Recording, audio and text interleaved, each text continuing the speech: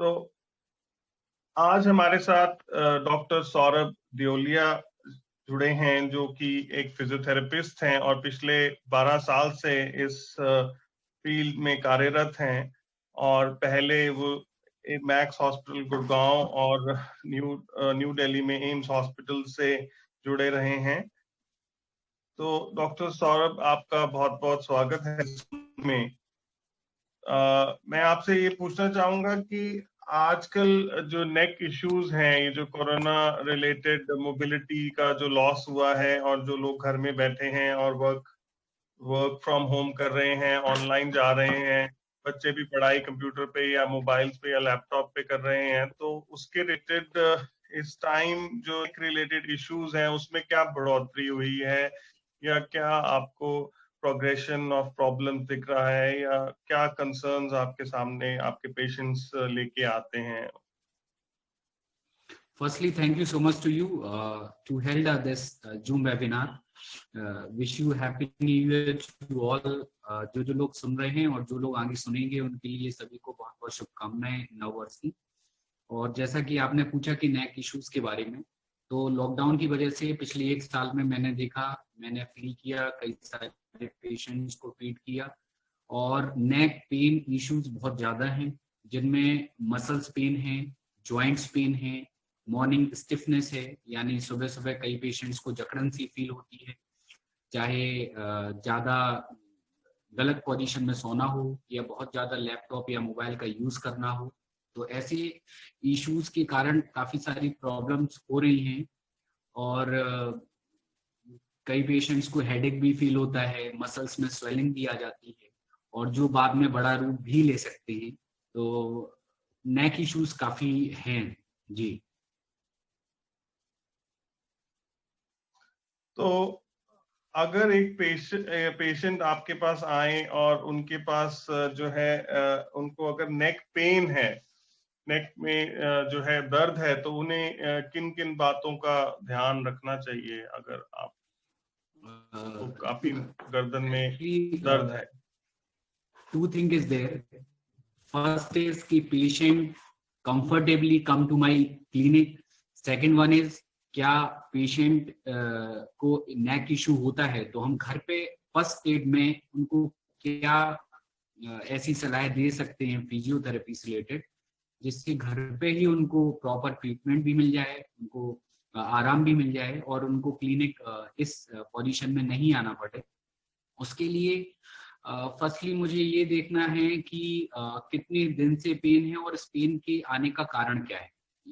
यदि patient doing so much work on laptop, forward neck, गर्दन को नीचे करके मोबाइल को काफी ज्यादा यूज करना या फिर गलत पोजीशन में सोना, तो ऐसी कंडीशन में सबसे पहले मैं पेशेंट को ये एक्सप्लेन करूंगा कि जिस प्रॉब्लम की वजह से ये नेक पेन हो रहा है उसको अपने को अवॉइड करना है और एक रेस्टिंग फेज में अपने को आना है। Rest is so much important for any type of neck pain.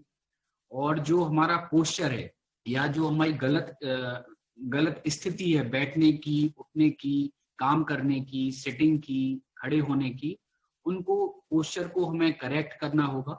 और यदि नेक के आसपास किसी भी पेशेंट को स्टार्टिंग में जैसे 1 और 2 डेज ही हुए हैं नेक पेन को और वहां पे हल्का सा स्वेलिंग भी फील होता है, तो उसमें हम 2 to 3 times ice pack suggest करेंगे पेशेंट को एटलीस्ट फॉर 3 to 4 डेज। कई पेशेंट्स को मैंने देखा है कि यदि प्रॉपर रेस्ट करते हैं, प्रॉपर आइसिंग करते हैं और अपने पोस्चर को एक अच्छे वे में, एक करेक्शन के वे में रखते हैं, तो कई पेशेंट्स घर पे ही ठीक हो जाते हैं, ठीक हो जाते हैं। बहुत आपने अच्छा बताया कि अगर गर्दन में आपको दर्द है तो बेसिकली आपको पहले जो है एक जो डॉक्टर हैं प्रॉपर उनसे एडवाइस लेके घर के ही मेथड्स को आप यूज करके जो है आप जो है अपनी पहले पेन रिलीव कर सकते हैं। और मेरे ख्याल से शायद इसके लिए कॉमन पेन रिलीफ मेडिकेशंस की भी जरूरत पड़ती होगी, जो प्रॉब्ली आई थिंक बेस्ट है कि शायद आप एक डॉक्टर की और फिजियोथेरेपिस्ट की सलाह के अंदर ही अपनी बैकग्राउंड कंडीशन को देखते हुए लीजिए। और पेन किलर्स भी एक जनरली देखते हैं कि लोग पेन किलर्स जो है वो होता है, पेन किलर खा लेते हैं, रिलीव हो जाते हैं और वो एक लंबे समय तक पेन किलर्स पे ही चलते रहते हैं, जबकि हम सोचते हैं पेन किलर्स के साइड इफेक्ट नहीं है, बट दे ऑल्सो अगर प्रॉपर प्रोफाइलिंग से ना लिए जाएं तो उनके भी जो है साइड इफेक्ट हो सकते हैं। और तो अगर आपको नेक पेन है तो एक प्रॉपर फिजियोथेरेपी की जो सलाह है उसके बगैर आपको नहीं आई थिंक चलना चाहिए, और पहले जो पेन है हमें उसको रिलीव करना है। अब हम देखते हैं कि कुछ लोग होते हैं उन्हें गर्दन में दर्द नहीं होता पर गर्दन में अकड़ाव होता है।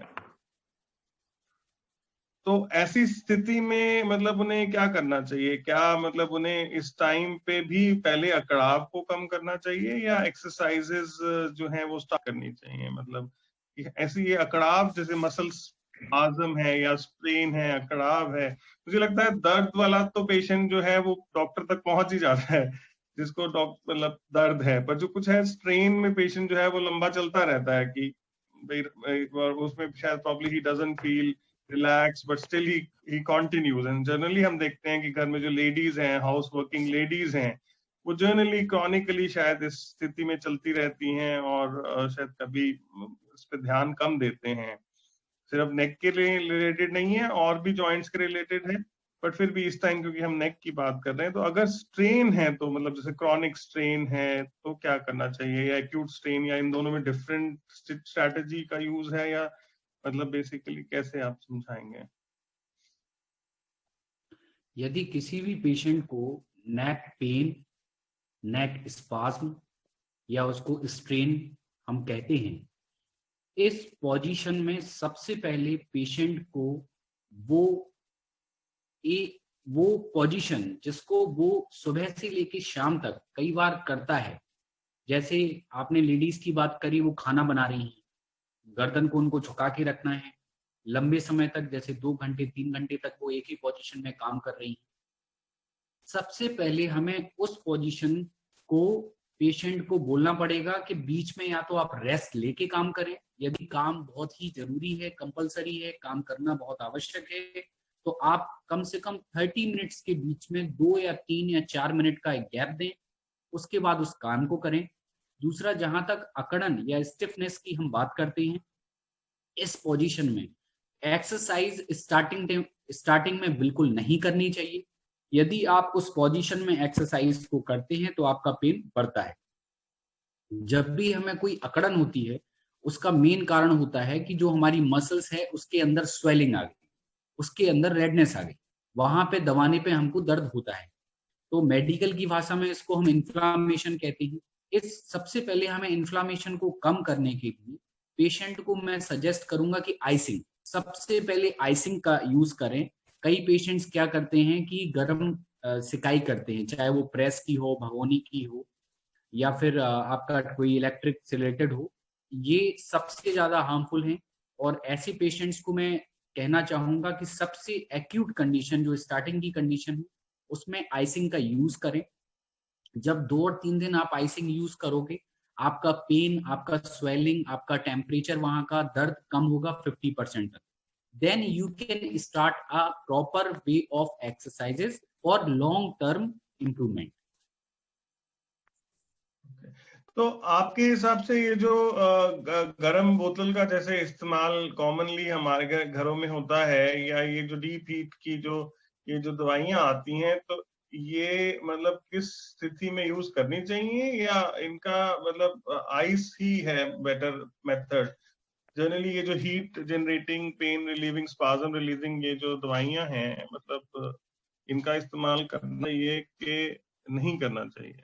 बेसिकली थोड़ा इसमें कॉन्ट्रडिक्टरी एक व्यू पॉइंट एज है। ए फिजियोथेरेपिस्ट मैं सभी को बताना चाहूंगा कि मेडिसिन का रोल पेन खत्म करने तक है, नो डाउट। इन्फ्लामेशन को खत्म करने तक है, नो डाउट, बिल्कुल ठीक है। पेन चला जाएगा दवाई के द्वारा, लेकिन यदि हमारी लाइफस्टाइल में चेंजेस नहीं आते हैं, यदि हम प्रिकॉशन नहीं लेते हैं, जैसे किसी का पेन बढ़ रहा है just because of long sitting without support, किसी का पेन बढ़ रहा है just because of long travelling also. तो हमें सबसे पहले स्टार्टिंग से ही पेन किलर पे नहीं आना चाहिए। सबसे पहले हमें प्रिकॉशन लेने चाहिए, उस पोस्चर को ठीक करना चाहिए, इन्फ्लामेशन को नेचुरली हमें कम करना चाहिए। और जो गर्म पानी की बोतल है या फिर कोई भी ऐसी गर्म सिकाई है, वो हमें स्टार्टिंग पेन से लेके 72 आवर्स तक, 72 घंटे तक नहीं करना चाहिए। इन 72 घंटों में हमें केवल आइसिंग का यूज करना है जिससे कि इन्फ्लामेशन कम हो जाए। और जब पेशेंट को बहुत ज्यादा रिलीफ नहीं होता है या फिर पेशेंट अपनी लाइफस्टाइल को नहीं करेक्ट कर पाता है, then patient can take a medicines with physiotherapy. मतलब प्रॉपर फिजियोथेरेपी, इलेक्ट्रोथेरेपी का रोल विद मेडिसिन्स उसके बाद है, जब शुरू के 1 हफ्ते तक पेशेंट्स को कोई भी रिलीफ नहीं होता है। ओके, तो बेसिकली अगर हम समझें तो अगर किसी को एक्यूट स्पाज्म है तो उसके 72 घंटे तक बेसिकली आइसिंग यूज करनी है। और डेफिनेटली हीट की जो जनरली एक टेंडेंसी होती है कि हीट की हम जो गर्म बोतल लगाते हैं या जो दवाइयां यूज करते हैं जिसमें कि ऑयल ऑफ विंटरग्रीन या यूकेलिप्टस ऑयल होता है, तो उसको जो है हमने इनिशियल 72 आवर्स में बेसिकली अवॉइड करना है। Massage is not also important. Massage भी नहीं करना है पेशेंट को, ऑयल मसाज बिल्कुल नहीं करना है। Yes, we can use spray, we can use oil, we can use tube और gel, but just apply on the part, that's all.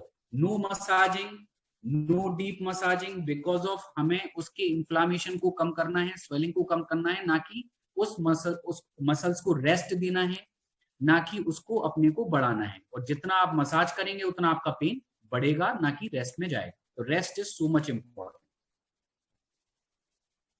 Okay, तो अब जैसे हम देखते हैं कि हम लंबी देरी तक जो है मोबाइल में देख के हम काम करते हैं तो हमारी गर्दन झुकी रहती है, घर के हम काम करते हैं तो भी गर्दन झुकी रहती है। तो इसमें किस तरह से हम, या बच्चे वीडियो गेम पे खेलते हैं तो 2-4 घंटे खेलते रहते हैं तो उनका एक पर्टिकुलर पोजीशन, चाहे वो नेक का हो या थाई का हो, मतलब जो है एक अकड़ाव वाला फ्लेक्स पोजीशन में हम लोग सब लोग रहते हैं, तो उसको कैसे अवॉइड किया जा सकता है कि ये कैसे ध्यान रखा जाए कि हम अपना पोजीशन कैसे इंटरमिटेंटली ठीक करते रहें, या हमें बैक ऑफ द माइंड में ध्यान रहे कि हमें ये पोजीशन ठीक करना है? देखिए, पहली चीज तो ये है कि जब हम लैपटॉप यूज करते हैं या मोबाइल यूज करते हैं तो प्रॉपर सिटिंग होना चाहिए ऑन टेबल, राइट। नेक का जो पोजीशन है वो एक्सटेंशन पोजीशन में होना चाहिए, बहुत ज्यादा झुकना नहीं चाहिए। अच्छा, अगर हम नेक के लॉर्डोसिस की बात करें, या जो हमारा ये घुमावदार पोर्शन होता है गर्दन का, इसको हम लॉर्डोसिस कहते हैं। ये वाला जो पोर्शन, ये हमें नेचुरली, नेक का जो लॉर्डोसिस है वो हमें